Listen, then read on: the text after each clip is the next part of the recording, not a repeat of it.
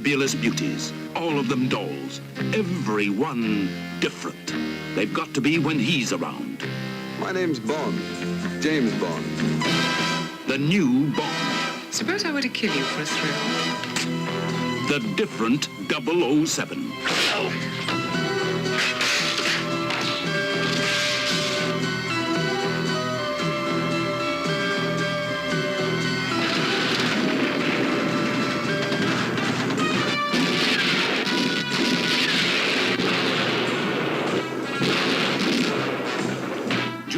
And welcome back to Spitball Cinema.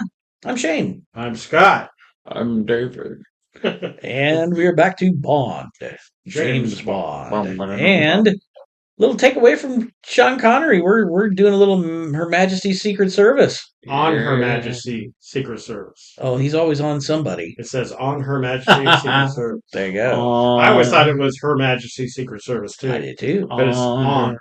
Secret On like Service. On like Bond. On like Shane should Johnny really like Bond. this movie because it doesn't have a title song on it.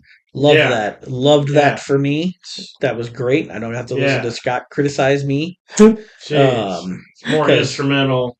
So Yeah, what a boring fucker. and they Yeah. show So well, good. they show so good. different people, like the past Bond girls and villains and Mhm. stuff like that during this opening, And what was the reason for that, Dave? to show everyone that this new Bond and this new story is still going to be part of the lore of the Bond movies. Yeah, because Sean Connery, in the last one, You Only Live Twice, he said, that's it. I'm done. You know, the paparazzi had driven him so nuts, especially when he went to Japan. Oh yeah, You know, he was in the bathroom and they were taking photographs. He turned- and not only that, just publishing it. And so he said, I'm gone. You know, he said he didn't want to do it anymore. And he told them. So it sent the Cubby Broccoli and Harry Saltzman, it sent them into kind of a panic mode to try to find the next James Bond. Yeah. So nowadays, that's not even a panic mode. It's like a way of generating hype. yeah. Yeah. So, but back then, I could see where definitely panic mode would have been the case. Well, yeah, because I mean, Connery was Bond. Everybody loved Connery, and for him to walk away from that is, you know, I don't think I would have done it because I mean it's a lot of money. It's a lot of. I mean, come on, dude. It depends if you made your money and then you're just harassed nonstop. You know, is that really worth it? Well, you could go back to being an extra like in The Longest Day and just have one little line. There you go. You want to do that? I bet you're bitching then, aren't you, Sean? I'd settle for that at that point. I'm not in anything. So, what did you guys think of this movie? What did you think overall? Because it's gotten a lot of some good reviews. Some people love it, some people hate it. What do you? I think? like it, but I like Teddy Savalas. Right. Him as Blofeld, I thought that was great. Kojak, baby. Hell yeah. Did you like him better than Donald Pleasance? I did. Ooh. I did. Close second. I mean, You liked Telly Savalas better than Donald Pleasance. he was so Blofeld. Mac just- in this movie. Yeah, I man. just love Telly Savalas, and he's a big guy. He looks like he could tussle with you. Yeah. Right. You know, in Pleasance, not so much. Yeah, So- but Pleasance Yeah. was more intellectual. Short and old. Oh, I can't talk right now. Actual. That's because you're not an intellectual. Thank Scott. you. How can you say it? I can't say it. An intellectual, sir. What the hell? What's going on with me? I think I've been Blofeld. It's been a long time since you've been Blofeld. I actually, Don't you laugh at me. Yeah. when I first saw it, I didn't like it. I didn't care for it. I thought, Yeah. but I still thought Lazenby was a good James Bond, and of course, what's her name was the Bond girl. Is it Lazenby or Lazenby? Which is it? Lazenby. Lazenby, maybe? Well, the only Was he ever reason in anything else? he's done some like TV stuff and different things Gotcha. overseas.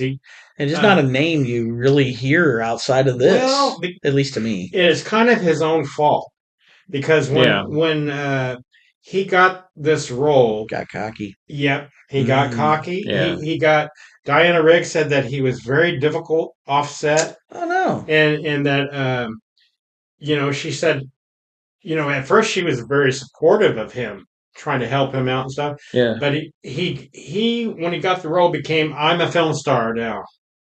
Ooh. And it just turned a lot of people off. And besides that, he's even admitted that he got a little big headed. Botched the PR side. Well, and it didn't help that he had an agent that was telling him that the Bond thing was going to fizzle out in the 70s because it was chauvinistic and said it wouldn't last. And so he listened to that idiot when he could have probably played Bond in the next 3 or 4 Bond movies at least. Man, there's a career-ending decision. Dang. For me, this movie is Diana Rigg. Oh yeah. You got to understand, this girl was my first big crush as a kid, watching reruns of Emma Peel in the Avengers. And just to elaborate, she plays who? She plays what's her name in it? Tracy. Mm-hmm.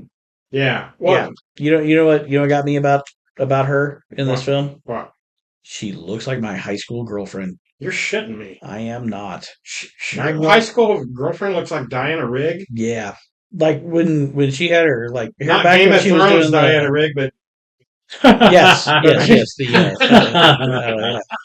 Yeah, very much so. Especially not the Marvel Avengers in the other. Right. Well, when she's got the when she's wearing, especially that one jockey outfit, and she's got her hair back, I'm like, holy crap! Really? I'll show you some prom photos one day. Okay, yeah. But yeah, I was just like, holy crap! And in a weird way, you get a little reminiscent, and you start thinking back, and I just really loved it at the end when she got blown away. So I was just like, yeah. Brought that up all of a sudden. Oh, what? Spoilers? 50-year spoilers? What? No, I'm not saying spoiler. We're only 6 minutes in, and you're talking about her death already. I just, like I said, I was looking forward to it. But by the end of it, I was just like, I can't wait. Well, we'll come to it. Unbelievable. Yeah. But no, she really did, and I was just like, holy crap! It was pretty wild. It was pretty wild. Yeah. But very attractive lady, and did a great job. Oh yeah. I mean, as far as some of the Bond girls, you know what? She was really engaging, very genuine, very good actress, and they didn't have to dub all of her lines. It's wonderful. Well, and like she said, there's Bond girls that she kind of held her own more than a Bond girl, I would think. She really wasn't just the sex symbol little, you know what I mean? Yeah. She actually, she held her own. She had some fight scenes herself.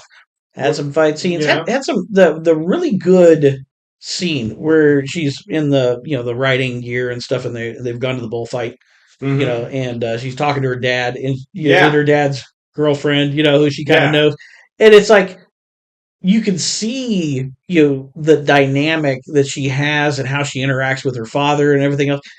And she knows how to communicate with him. It shows how smart she is. Yes. The fact that she picks up on things and that she knows when he's doing something. Yeah. And so, the acting wise, she was great. Oh yeah. She great. Actually, she said she thinks that one of the reasons they picked her to pair with him because he was he was a male model. And he did a commercial. He never really acted before this. Yeah. He just did a commercial. So she thought that they paired her with him to kind of help him along. Be like a mentor. Be like a mentor. But he was such a cock knocker, that sorry, George. I don't mean to call you that. You know you were. That it turned there was a rumor that she would eat garlic before kissing Singh just to piss him off because she hated that. But she said that was bullshit. It's not that way. She said she probably ate something one time, and then somebody blew it up. Yeah, I can understand that. Yeah, I can see that. She said that was rubbish. That she was eating garlic all the time just to piss him. I eat garlic all the time because I like garlic. Yeah. No, but when I rewatched it, I rewatched it a couple years ago, and then I rewatched it last night, and I have to say I like it more now than I did before. Well, Yeah. with me is Once you get past the not Connery. Yeah, well, and the one thing they do is like we've talked about this before is they speed up those fight scenes, or the race and do the quick edit on stuff, and it's just like God, man. The thing I did not like, and this is an era of fight scenes, is the wild haymakers. Yes, And it's like Okay.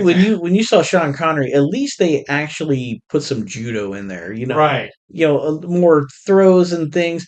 But this is just Wild wild swings, yeah. haymaker swings left and right, and then they take turns flipping each other into the sand, which I'm just like, ooh, ow, I landed in sand. It's like no. Hey, sand So can hurt. yeah, but some It of gets those. in your shorts and stuff. I mean, Oh, that's it's terrible. It gets everywhere. It's coarse and it's coarse. It's No, impossible to get clean. It's impossible. But those wild haymakers, I was just like, oh, for God's sake! It was just the worst, Remind me of, like, fight the- scenes. the- But like the- besides that, it was still. It reminded me of like when Happy Gilmore always swung his golf club. But I Very actually, much like that, yeah. Well, I tell you, as I'm watching it, the first part of it, you're just like, you're trying to get used to him, and it just kind of, as the movie goes on, it starts getting better and better. Oh, and yeah. better.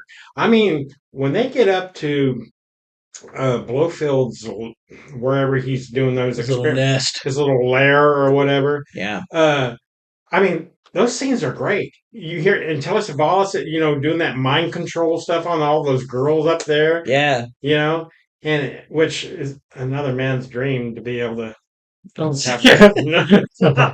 I mean, what's Bond doing? Why didn't he just join them? No, He joined a couple. yeah. He did.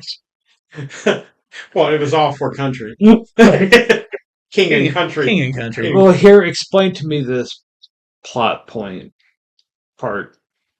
Why did Blofeld need a genealogist to come to his lair? Well, Yeah, I was trying to figure that out too. they're very particular when it comes to titles. There's like a whole process, and you got to prove everything, and you got to jump through all these hoops. It's not like you can just claim a title and go.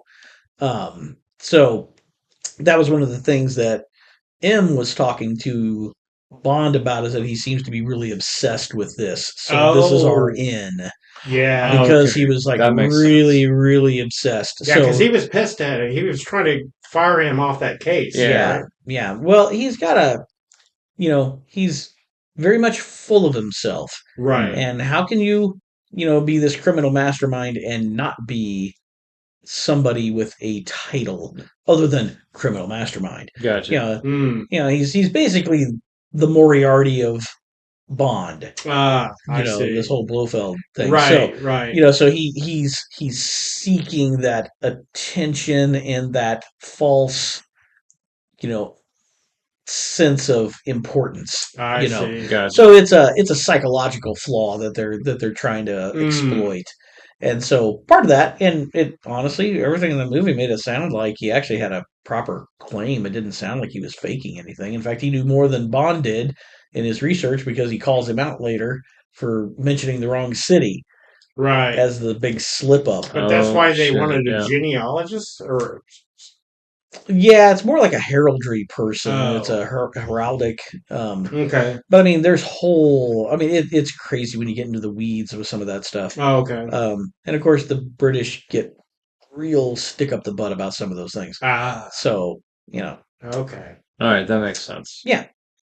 So it's a very English issue. I see. Where around here, it's like, yeah, you can call yourself whatever you want, Well, when they get into those, the scheme parts, Yeah. That was awesome. I'll tell you what, the photography, they sped it up a little bit and showed, when they always show the close-ups, and that's fake, but for the most part, the cinematography of that chase when they're firing at him on the ski. I mean, it kind of That's sets badass. standards there, man. Yeah. I mean, you'll see that later on with Roger Moore on some of his where he's out skiing, kind of that same type of thing. Yeah. But this one was very. I mean, it was really well done. I mean, they had a freaking real avalanche. That was no model. Well, yeah. They like blew the whole side of that mountain down. You know, I'm just like, well, that's nice to be able to do. I love Blowfield. He's got 6 people with him, and he tells those, "Hey, you 3 keep going." I would be like, "Up yours, man! I know what you're gonna do." Yeah. You knew what he was gonna do as soon as he sent those 3 out there. Yeah, and the other guy's like, I didn't like them. The other anyway, guy's like, you know? "I'm glad he didn't pick me." I was like, "This son of a bitch." Well, but it was really cool. I mean, they filmed it, and of course, you know, they'd had the Olympics there in Switzerland, so they had all those, you know, the bobsled track was still there that they could use. Mhm. They were able to shoot on some of those set locations and stuff that were built for Right. the Olympics. Oh, yeah. And then like the secret lair was actually like a restaurant, I think is what I just saw. Which God, that is, in and of that itself, is so cool. I would look. I bet that menu is expensive up there too. By the time you get all the way up Dude, there, let's you know? try to book a trip and go there, all 3 of us. Can you imagine all 3 Dude, of us we setting can- up? We can't even get out to Denver. Well, I know. let But alone, can you you know. imagine us all 3 at a restaurant eating in Blowfield's lair and stuff? Hey, I'll wear my kilt. Well, I think it's Yeah, a you could. rotating. Yeah. I think it's one of those circle Oh, it rotating. did because you restaurants. actually see him actually rotate the interior of that of that. Do you think I could place. find Diana Rigg look-alike out there? Now or back then? Now. Now. Oh, Yeah, now that's all he could really score.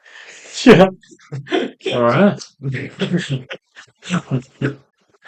Way to go, Scott. Yeah. I've lost my freaking mojo.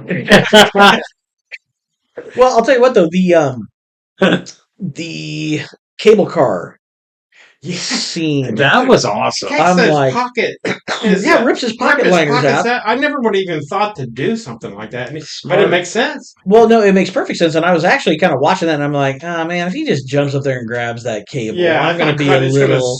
Yeah, I'm going to be a little disappointed. And let's face it, it probably would have went through his pockets. Oh, he definitely would have. yeah. But But it gives it a little- They made An attempt. yeah. Really cool. And you actually get kind of nervous watching Yeah. it because I'm like, Yeah. I'm yeah. like, what the hell? Hanging on the side, and then the cable car comes Yeah. up, It cable just car starts goes moving. down. Yeah. He's constantly back and forth on this thing, and he got that drop. And then It's at the one part wild. where he's crawling, and you see the snow coming as he's trying to get Yeah. across the damn thing. oh Yeah. my god, It's like, shit.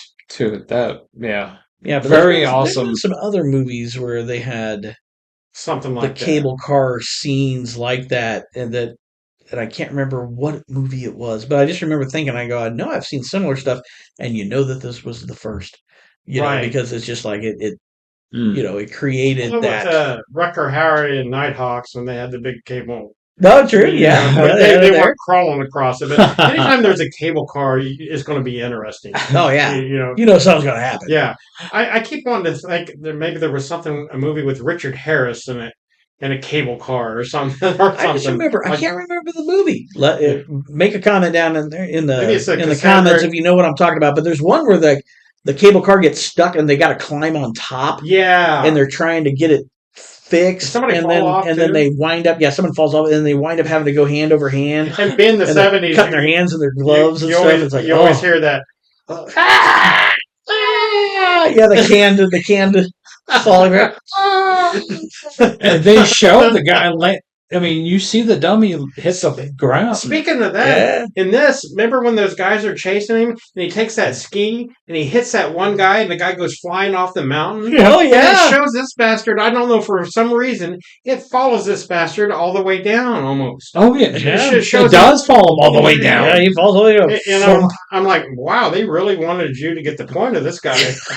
Of this He's bastard. fallen a Yeah. really long way. Because the next guy he gets in a fight with and he goes off the mountain, they don't follow him all the way down. So they just you already set the scene. You yeah, already you know what happened to him. You ain't coming back from that. But one. that Yeah. was I was like, damn. And remember the one guy, the skier, he jumps with that that snowblower thing, Oh! and he falls in, and it actually shoots red out. Oh yeah, it just chums him. Not like the piranha scene in You Only Live Twice. It actually shows red. And it was a cool shot because they were jumping through under either. Yeah, they were jumping over and under the bloody snow. You're like, ew. And he does the classic Bond. He had a lot of guts. Yeah. Had a lot of guts. And I liked how Bond was still skiing real fast, but he had, had to fix his goggles. Yeah. Well, he loses the ski, and then he's like on one foot. Then he has to like steal the skis and gets both of them down again. But when they Blofeld blows that and causes that avalanche, I didn't know they were going to get caught up in it. I thought they were going to get away from it. But they actually get caught in that avalanche. Yeah. That shit looked real, dude. Yeah. I mean, did a great job she's filming screaming for him and stuff, as they're going. They're tumbling. I was and he's buried. They followed her and they snag her and drag her off. Which they should. But. Yeah. yeah. I mean, but you know what? That's another one. There's prior to her getting kidnapped, whenever he's being chased and she actually shows up in the car, and they got that kind of car chase scene, through all the snow and stuff like that. That was great. I mean, it was cool because she was like, well, not only could she drive, but she really set herself up almost as an equal because she was daring and she could drive and.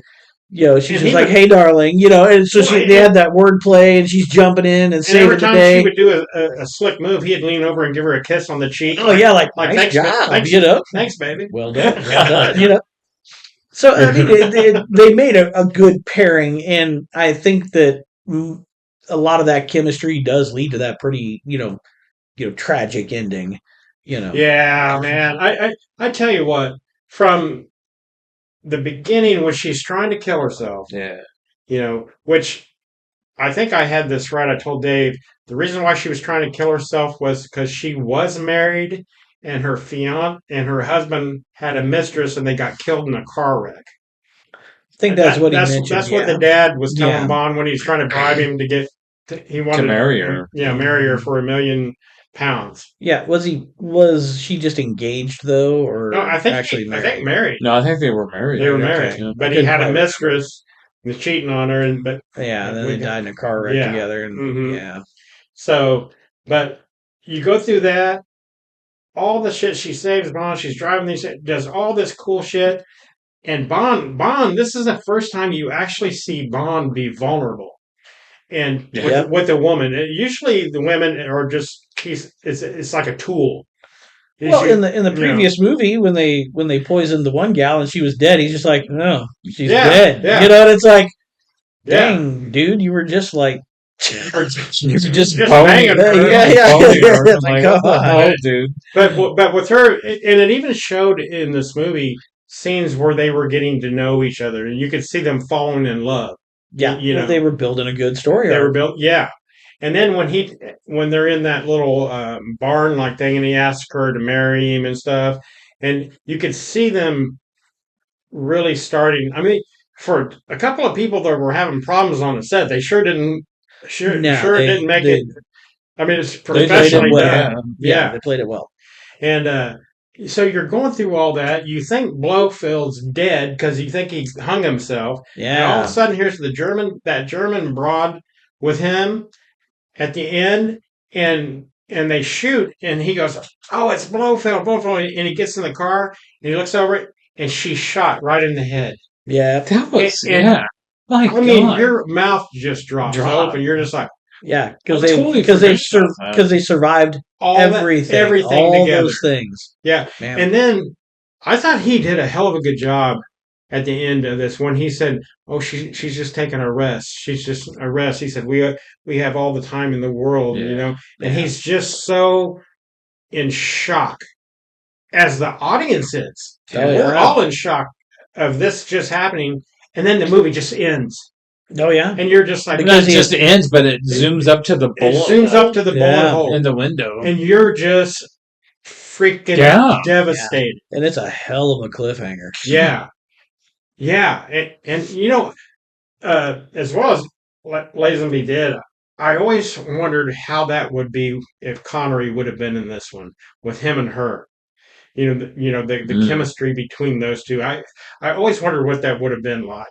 You know. Yeah, because Connery is the superior actor of the two. Right. Right.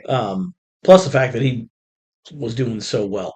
I think he would have really done well in those scenes. Yeah, because those scenes were well written. Yeah, and it's the first time, like you said, it's the first time you get a smart, well-written female foil to James Bond. And this would have been something different that Connery was looking for. Yeah, this is exactly he'd have been able to sink his teeth into that script. Especially that end scene with her dying like that. Mm-hmm. That would have been something that he would have really gravitated for in what he was looking for in the James Bond character. Not he's looking for depth and stuff. And you know what? Moneypenny was all crying and stuff. Oh my God! At the wedding, dude, that was sad. Dude, he looked over at her. Remember, he looks over at her and he kind of gives her a wave. It's okay, it's okay, Moneypenny. And she just kind of, and you're just like, oh my God, Moneypenny is so in love with him. Yeah. Do you think she tipped off Blofeld? Moneypenny's a traitor. Do you think Moneypenny I think Moneypenny says sold him out? Said just take out that bitch. Get that bitch. That adventure bitch coming into Bond movies, swooping in and taking my Bond. No, little bitch. It's like I'll give you the name that you miss Bond and just hit that woman. You take out that Tracy bitch. God, this is the ending This is the secret ending on Her Majesty's Secret Service. Moneypenny's been the fucking bad one all along. That's right. Moneypenny is deep throat. Moneypenny's deep throat. That is so awesome. Hey, well, I'm liking it. It made me think as I was watching that. It would have been cool if they could have done one movie where, like, Bond's having to help Moneypenny in something, or he's helping her going, taking her. That would have been a good. What? Yeah, I mean, there were so many things you could have done with that because what if Moneypenny? I mean, she's the secretary. What if she gets kidnapped? What if she got kidnapped? What if she was the pawn in the game? And he had to go and rescue Moneypenny. Rescue her from Blofeld. Yeah, she gets kidnapped by Blofeld or something, and Bond's got to go save her. Hey, dude, we can write a better Bond movie than Fleming. Yeah. Yeah, I mean, because they obviously had chemistry. There was something there between those two. I mean, it was always there. Fun. You looked forward to their little interactions as the movies go along. You always look for those I don't think he would have went very far with her because he wouldn't want to hurt her. Because I think he had a kind of respect, and I think he had a love for her. Not just, I don't mean like a sexual love, but he had a love for her as a person. He actually really respected her. Yeah, and he cared for her. Yeah. And she knew how. Well, he was trying to resign. Remember, she twisted that because she knew he was just upset. Yeah. So and he was kind of emotional. Yeah. And so she kind of fixed it between him and M. Yeah. And M even thanked Moneypenny because they're both too damn hard-headed to realize they were at fault. Both of them.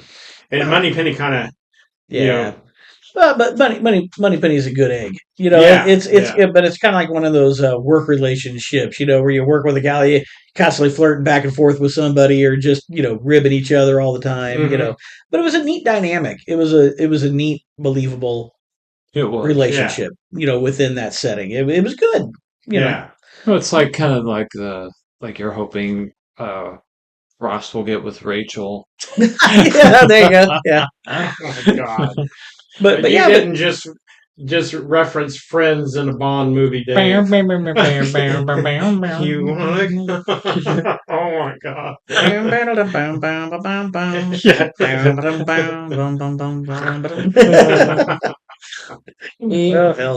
Ross and Rachel Bond. Hey, Jennifer Aniston would have made a good Bond chick. Yeah, she would have. Hey.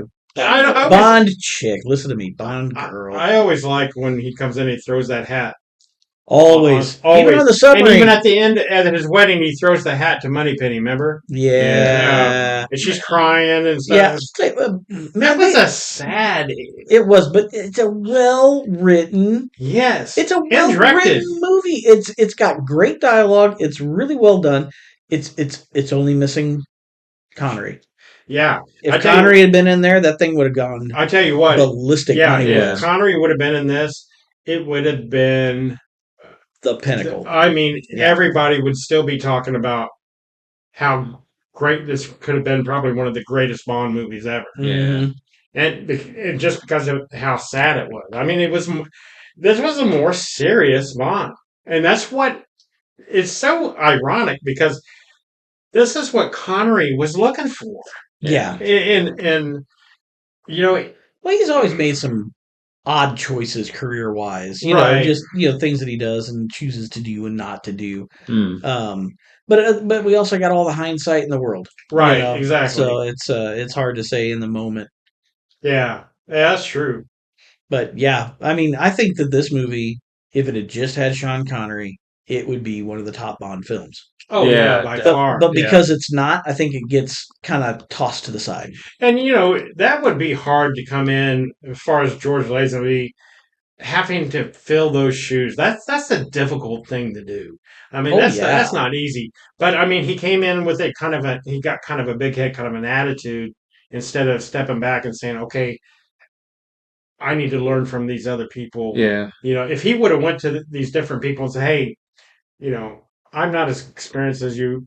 Help me out here. It might have been different.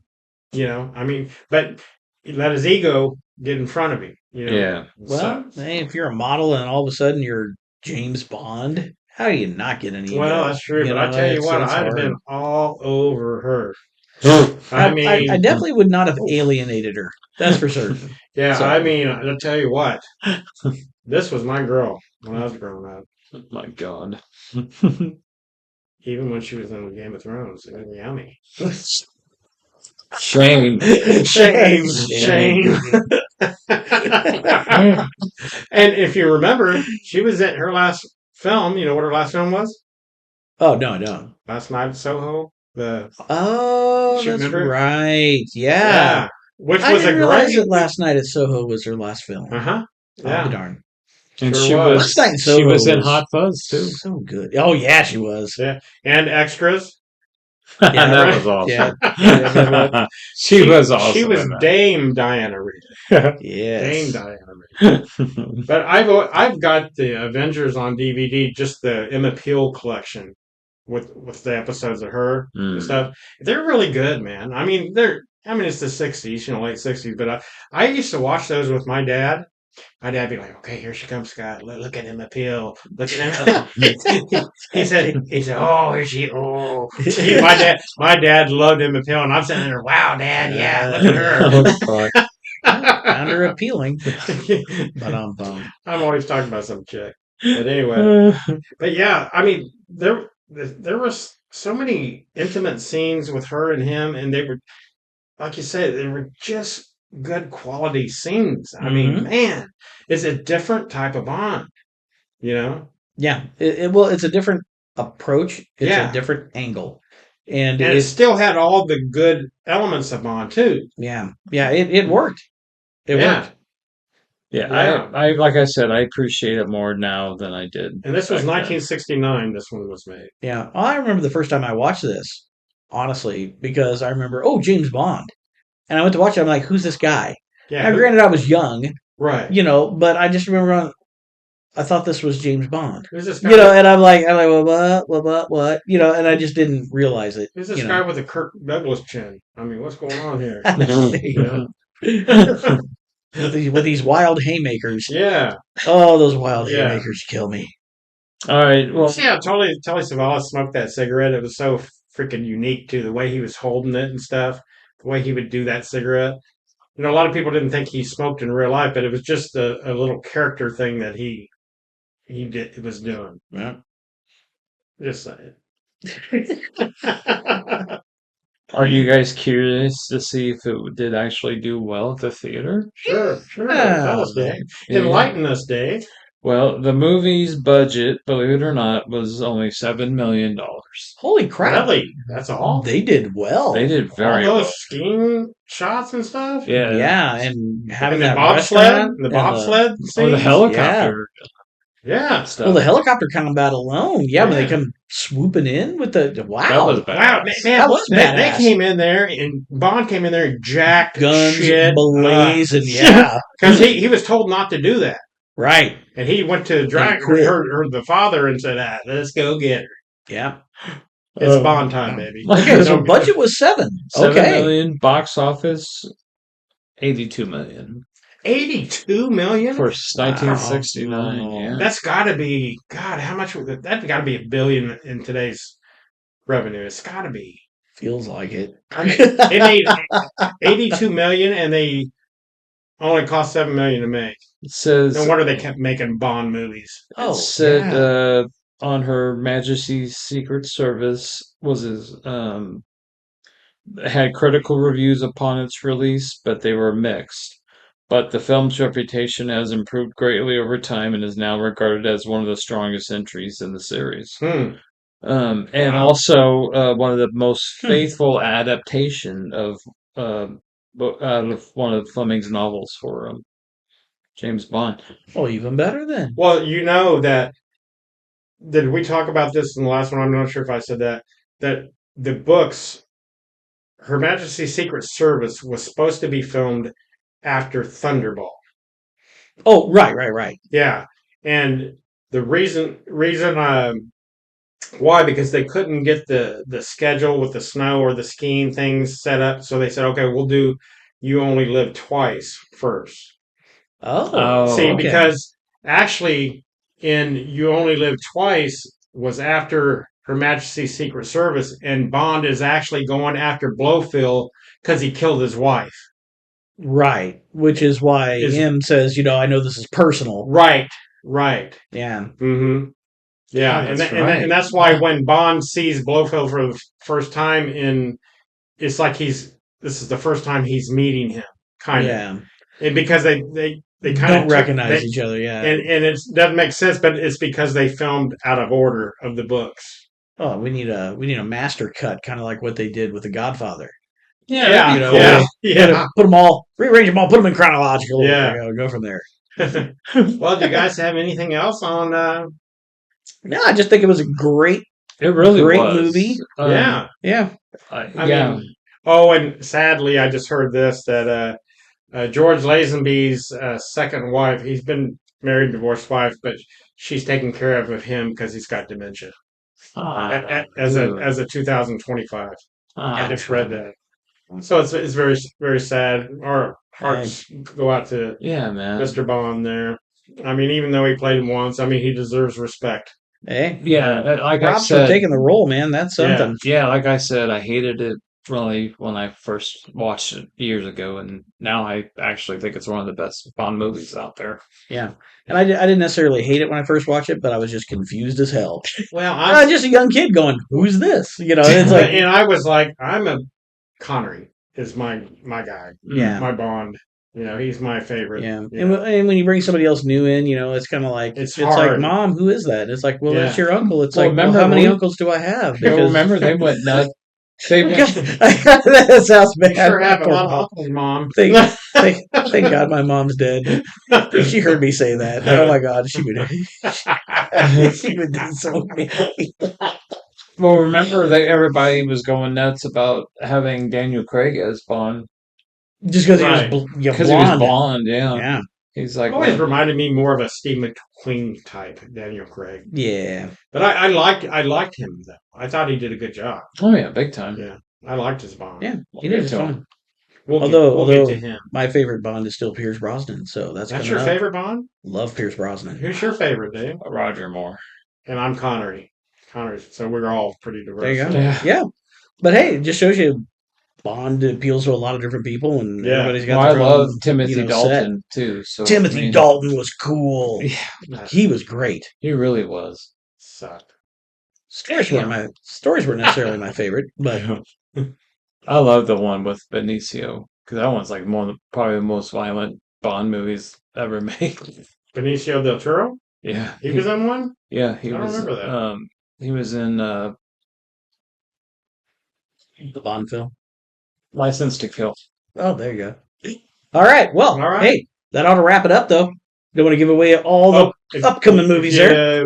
Need to get a hold of us and get a hold of us at spitballcinema@gmail.com. There you Please go. like and subscribe if you like this episode. Yeah, leave a comment. Tell Yeah. us what you thought of on Her Majesty. I'm curious to Yeah. hear On Her Majesty's other Secret people's Service. if they liked it after watching it these days. Yeah. It's a love hate. And if you haven't seen it in a while, go back and check it out. Definitely check it. Seriously, it's worth a watch. Again, Okay. Yeah. All right. Well, All right. hey, I'm Shane, I'm Scott. I'm David. and thank you so much for being with us. Thank you, folks. Love yous. Bye. Bye.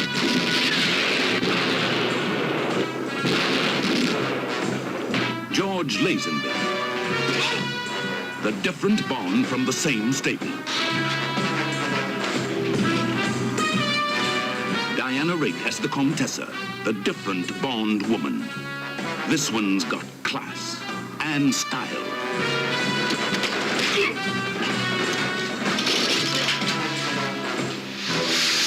The villains with a difference. Telly Savalas as Blofeld, a new destructive force. With the difference, if my demands are not met, I shall proceed with the systematic extinction of whole species of cereals and livestock all over the world.